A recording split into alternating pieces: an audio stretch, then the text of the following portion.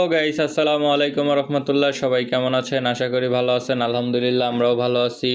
একটা ফ্রিজ দেখার জন্য চলে আসলাম। ফ্রিজটা দেখার জন্য আমাদের দোকানে কাস্টমার গিয়েছিল, গিয়ে আমাদেরকে নিয়ে আসছে। এদিকে বিড়ালটা একটু বিরক্ত করতেছিল, বিদায় আমি বলে দিলাম যে ম্যাডাম ওকে একটু নেন, আমাকে একটু বিরক্ত করতেছিল। কাস্টমার আমাদের দোকানে গিয়ে আমাকে নিয়ে এসেছে, আমাকে বলতেছে যে অতিরিক্ত বরফ হচ্ছে। 2-3 বার এসেছে, এসে সবকিছু জেনে তারপরে হচ্ছে আমার কাছে আসার কারণ হচ্ছে কি উনি নিজে বাসায় ট্রাই করতেছিল যে উনি নিজে করতে পারে কিনা। পরে আমি কাস্টমার আমাকে নিয়ে আসে, আমিও চলে আসি। পরে এসে দেখলাম যে আপনার হচ্ছে গিয়ে পিছনে অনেক পানি জমে আছে এবং পানিতে অনেক ময়লা। পরবর্তীতে আমি ওকে বলে দিলাম যে এটা একটু ক্লিন করেন। এটা ক্লিন করার জন্য উনি চলে গেল। আমিও এই দিক দিয়ে হচ্ছে গিয়ে পিছনে কম্প্রেসার ক্লিন করছিলাম।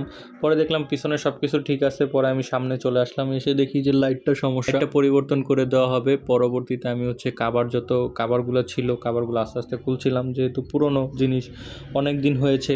এখন যদি বেশি চাপাচাপি করতে যাই তাহলে যাবে ভেঙে। এটা হচ্ছে গিয়ে অনেক পুরনো। আপনার উনি এক হাতে ইউজ করতেছে 15 থেকে 17 বছর ধরে উনি নিজেই ইউজ করতেছে, কোনো ট্রাবল বা প্রবলেম হয় নাই। মাঝে শুধু হচ্ছে গিয়ে কুলিং ওভারলোডে প্রবলেম হয়েছিল, ওইটা চেঞ্জ করে দেওয়ার পরে আর কোনো প্রবলেম ফেস করে নেই। এখন হচ্ছে অতিরিক্ত বরফ হচ্ছিল, এই জন্য আমাদেরকে এনেছে। আমরা এদিকে সুন্দর করে সার্ভিস করে দিচ্ছি, নর্মালটাও সুন্দর করে সার্ভিস করে ওকে করে দেওয়ার পরে লাইটটাও চলে এসেছে, লাইটটাও লাগিয়ে দিচ্ছিলাম।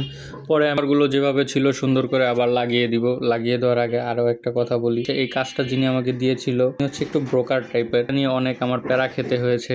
বিষয়টা হচ্ছে গিয়ে ওনার জন্য কমিশন রাখার কথা বলতেছিল বারবার। নিজের কাজ করলে আর কত টাকাই আমরা ইনকাম করি, উনি আমাদের থেকে অনেক টাকা, ওনাকে আমি কিছু টাকা দিই আর বাকি কথাগুলো হচ্ছে স্যার ম্যাডামকে জানিয়ে দিই যে উনি আমাদের থেকে এরকম করতেছে। ভিতরে আমি হচ্ছে ডিপটা দেখতেছিলাম, সব কাভারগুলো ভালোভাবে খুলে নিচ্ছিলাম আর দেখতেছিলাম যে ডিপে হচ্ছে অনেক বরফ ছিল। পরে আমি পানি গরম দিতে বলি, পানিটাও নিয়ে আসে। দিয়ে পানি ঢেলে দেখতেই পারতেছেন ওই যে অনেক বরফ দেখা যাচ্ছে। আমি পানিটা ঢেলে বরফটা ছাড়িয়ে তারপরে স্ক্রু আর কাভারগুলো খুলবো। কিছুতে ভালোভাবে পানি ঢেলে, গরম পানি ঢেলে পরে স্ক্রুর কাভারগুলো খুলতেছিলাম। খুলতে পরে হচ্ছে গিয়ে আমি দেখলাম যে যতটুকু যে ঠান্ডা হচ্ছে গিয়ে অনেক অতিরিক্ত হচ্ছে। পরে আমি থার্মোস্ট্যাট মানে অটো সুইচ যেটা, সেটা চেক করব।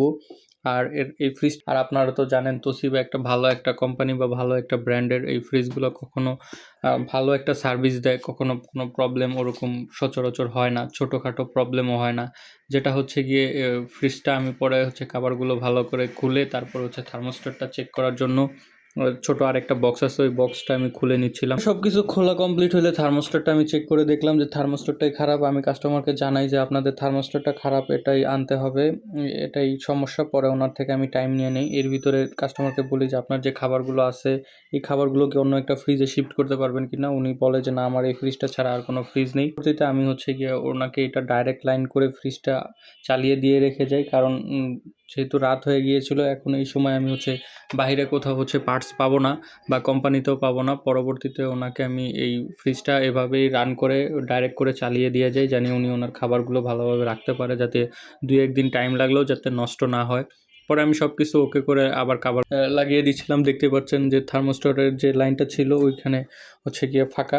এর ভিতরে হচ্ছে একদিন চলে গেছে, পরের দিন আমরা চলে এসেছি, থার্মোস্ট্যাটও আমাদের হাতে চলে এসেছে। আমি লাঞ্চের টাইমে এসে পড়েছি, উনি আমাকে ওই টাইমটাই কনফার্ম করেছিল যে লাঞ্চের টাইমে হচ্ছে উনি ফ্রি থাকবে।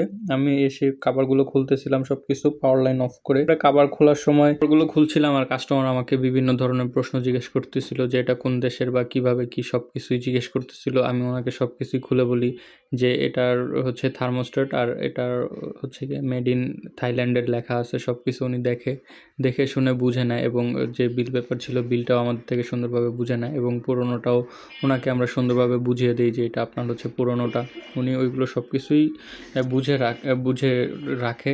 আর পরে আমার এদিকে কাভারটা খোলা হয়ে গেলে আমি হচ্ছে থার্মোস্ট্যাটটা বসানোর জন্য রেডি করতেছিলাম সব কিছু। থার্মোস্ট্যাটটা রেডি করার জন্য আমার কাভারগুলো খুলতে হবে। এদিক দিয়ে ছোটো ক্যাবেলের কানেকশন যেটা ছিল ওটাও খুলতেছিলাম, ওটাও খুলে নিচ্ছিলাম সুন্দর করেই, যাতে কোনো প্রবলেম না হয়। বা এটা যেহেতু বলেছি আগেই যে এটা পুরনো একটা ফ্রিজ, এটার সাথে বেশি হচ্ছে গিয়ে আপনার চাপ দেওয়া যাবে না, চাপ দিতে গেলে এটা ভেঙে যাবে। এটা ভেঙে গেলে সমস্যা হবে, কারণ এই পার্টসগুলো এখন সব জায়গায় অ্যাভেলেবেল না। আমার এই থার্মোস্ট্যাটটা আনতে গিয়ে অনেক প্রবলেম ফেস করতে হয়েছে। অন্য থার্মোস্ট্যাট পেতাম কিন্তু কাস্টমার স্যাটিসফাই থাকতো না, যে এটা আমাকে যে কথা বলা হয়েছে সেটা দিতে না পারলে আসলে মন থেকে শান্তি পায় না। পরে আমি ওনার জন্য অরিজিনাল যেটা ছিল ওইটাই আমি ওনার জন্য নিয়ে আসি। এদিকে আমার হচ্ছে থার্মোস্ট্যাট ফিটিং করা হয়ে গিয়েছে। থার্মোস্ট্যাটটা ভালোভাবে ফিটিং করে ওকে করা হয়ে গিয়েছে। পরে আমি হচ্ছে আবার দেখতেছিলাম যে আরও কোনো প্রবলেম আছে কিনা, আর কাস্টমারও অনেক কথা জিজ্ঞেস করতেছিল, ওনাকেও আবার ওইগুলোর উত্তর দিতে হচ্ছিল। আর উনি জিজ্ঞেস করতেছিল এটা কতদিন কি টিকবে বা কি অবস্থা, কি সব কিছু ঠিক আছে কিনা। তারপরে হচ্ছে আমি কাভার কেসিংগুলো যেগুলো ছিল সব কিছুই লাগিয়ে দিচ্ছিলাম। সব কিছু লাগানো শেষ হয়ে গেলে আমি হচ্ছে গিয়ে ফ্রিজটা আবার চালিয়ে দিব। চালিয়ে দিয়ে দেখে বুঝে তারপরে হচ্ছে গিয়ে সব কিছু ঠিক আছে কিনা তারপরে দেখে যাব। এর পরবর্তীতে আবার 2 দিন পরে এসে হচ্ছে গিয়ে ফ্রিজটা অটো হয় কিনা সেটাও দেখব। এর ভিতরে আবার দেখতেছিলাম যে ফ্রিজের দরজাটা বাজে বা সাউন্ড করতেছে। পরে আমি আবার হচ্ছে গিয়ে দরজাটা ঠিক করার জন্য হচ্ছে গিয়ে করতেছি যে দরজাটাও ঠিক করে দিয়ে যাই। এদিকে কাভারটা খুলতেছিলাম, কাভারটা খুলে দেখলাম যে স্ক্রুগুলো অনেক পুরনো হয়ে গেছে, যার জন্য আমি আর কাভারে হাত দিলাম না। পরে হচ্ছে গিয়ে আমি চিন্তা করলাম যে যেহেতু লকের সমস্যা, সেক্ষেত্রে আমি লকটাই খুলে ফেলি। পরে আমি ওনার লকটা খুলে ফেলি। লকটা খুলে ফেলার কারণে ওনার দরজাটা আবার ফ্রি হয়ে যায়। পরবর্তীতে ফ্রি হলে আমি হচ্ছে গিয়ে আবার হাত দিয়ে চেক করে দেখতেছিলাম যে দরজাটার থেকে কোনো সাউন্ড আসে কি না। পরে দেখলাম যে না, কোনো সাউন্ড আসে না, সব কিছু ঠিক আছে।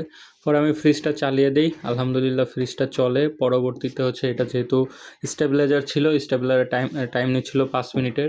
সব কিছু ওকে ছিল, ফ্রিজটা কমপ্লিট হয়ে গেছে, আমরাও চালিয়ে দিয়েছি, টাইমটাও নিচ্ছিল।